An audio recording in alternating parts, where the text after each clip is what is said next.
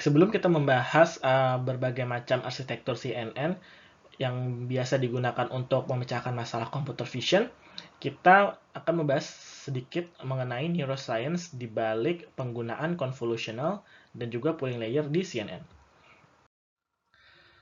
Jadi pada tahun 1958, 1959, dan tahun-tahun berikutnya, David H. Hubel dan Thorsten Wiesel melakukan eksperimen menggunakan kucing dan monyet yang mana mereka ingin mengetahui bagaimana cara kerja dari visual cortex. Maksudnya visual cortex di sini adalah bagaimana cara kerja mata manusia ya mendapatkan informasi lalu kemudian diproses menggunakan jaringan saraf kita lalu kemudian dihubungkan ke otak. Nah, David H. Hubel dan Thorsten Wiesel ini lalu kemudian mendapatkan Nobel Prize di bidang kedokteran pada tahun 1981 karena studi mereka ini. Nah, beberapa poin penting yang sebenarnya bisa kita ambil di eksperimen ini adalah mereka menunjukkan bahwa banyak sekali neuron di visual cortex yang hanya sebenarnya memiliki small dan juga local receptive field. Ya, yang maksudnya adalah mereka hanya melakukan proses terhadap limited region of the visual field. Ya, jadi sebenarnya receptive field-nya tidak terlalu besar. Lalu mereka juga menunjukkan bahwa ada beberapa neuron yang juga bereaksi hanya garis-garis horizontal ataupun vertikal ataupun orientasi-orientasi lainnya.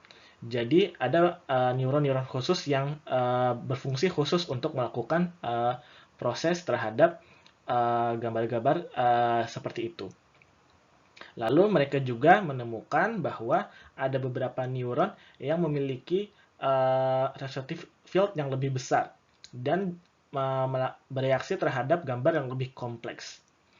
Hal inilah yang mengatakan bahwa kita bisa melihat bahwa di visual cortex di hewan, termasuk manusia, mempunyai sistem yang lebih kompleks, di mana ada beberapa neuron yang melakukan komputasi terhadap low-level features seperti garis horizontal maupun vertikal, dan juga melakukan komputasi yang bersifat high level, seperti kotak, segitiga, ataupun gambar secara keseluruhan.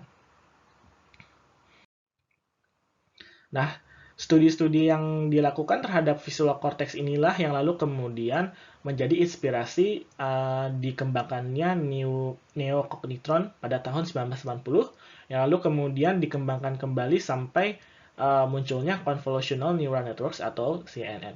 Di sini adalah gambaran bagaimana visual cortex kita, manusia, bekerja, di mana neurons itu memiliki small local receptive field, yang mana sebenarnya akan melakukan deteksi terhadap garis-garis yang sebenarnya yang sifatnya low features, seperti garis horizontal, garis vertikal, ataupun garis-garis yang bentuknya ataupun memiliki bentuk lainnya. Namun karena visual cortex yang kita miliki itu saling terhubung, maka semakin dalamnya visual cortex, maka akan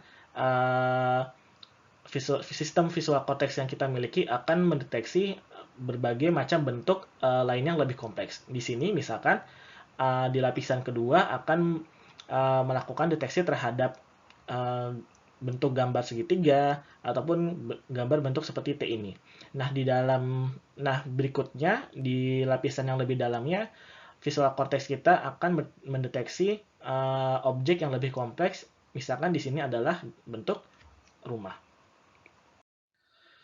Di materi-materi kuliah sebelumnya kita sudah melihat bahwa sangatlah mudah bagi kita untuk melakukan feature extraction terhadap fitur-fitur citra yang bersifat low level, seperti garis, edges, maupun points. Namun di computer vision, untuk melakukan feature extraction terhadap high level, abstract features, dan juga factors of variation adalah suatu hal yang tidak mudah.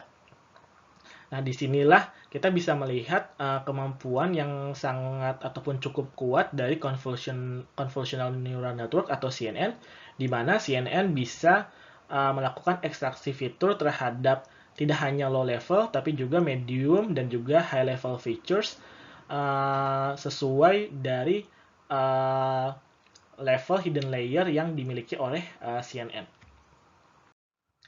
Nah, di sini ada sebuah visualisasi bagaimana sebuah neural networks bisa melakukan ekstraksi fitur yang bersifat tidak hanya low level, tapi juga middle level dan juga high level features dari sebuah gambar.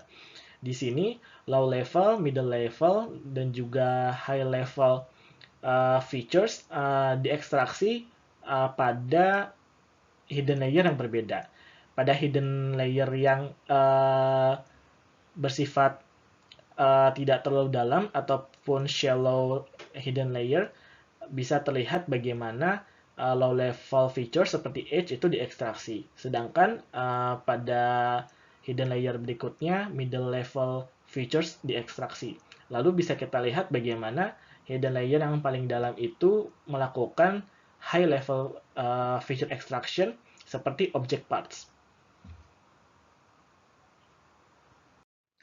Nah, salah satu hal yang mendasar yang kemudian menjadi perbedaan antara classical machine learning dan juga representation learning, termasuk deep learning dan juga CNN, adalah sejauh mana data itu digunakan untuk pelatihan. Di classical machine learning, biasanya kita menggunakan hand design features seperti edge detection ataupun metode-metode untuk melakukan feature extraction lainnya. Nah, hasil dari feature extraction itu lalu kemudian dimasukkan ke sebuah machine learning method, misalkan CSVM ataupun linear regression. Nah, di deep learning, fitur yang diekstraksi itu juga dilatih dan otomatis diekstraksi menggunakan deep learning method seperti CNN. Jadi, kita tidak perlu lagi memikirkan fitur apa yang baik dan bisa digunakan untuk menyelesaikan suatu permasalahan seperti di image classification, dan bisa dengan mudah menggunakan sebuah arsitektur CNN untuk mengekstraksi fitur yang ada dan sekaligus melakukan tugas di computer vision seperti image segmentation, image classification, maupun object detection.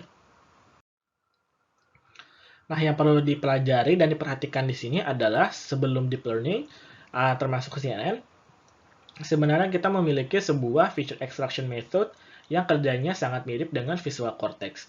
Metode tersebut bernama Gabor filters, di mana Gabor filters ini menghasilkan berbagai macam filters yang digunakan untuk melakukan extraction feature extraction dengan berbagai variasi. Di sini kita lihat adalah variasi rotasi, di sini adalah variasi kuatnya edges, dan ini juga ada variasi-variasi lainnya. Nah, sebenarnya kalau misalkan kita bandingkan dengan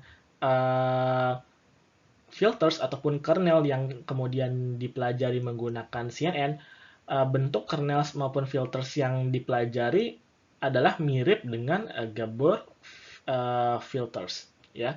Namun yang perlu diperhatikan adalah CNN tidak hanya juga menghasilkan kernel ataupun filter yang bisa digunakan untuk mengekstraksi low level features, namun juga bisa digunakan untuk mengekstraksi medium level dan high level features yang ada pada sebuah gambar. Demikian topik yang bisa saya sampaikan. Terima kasih.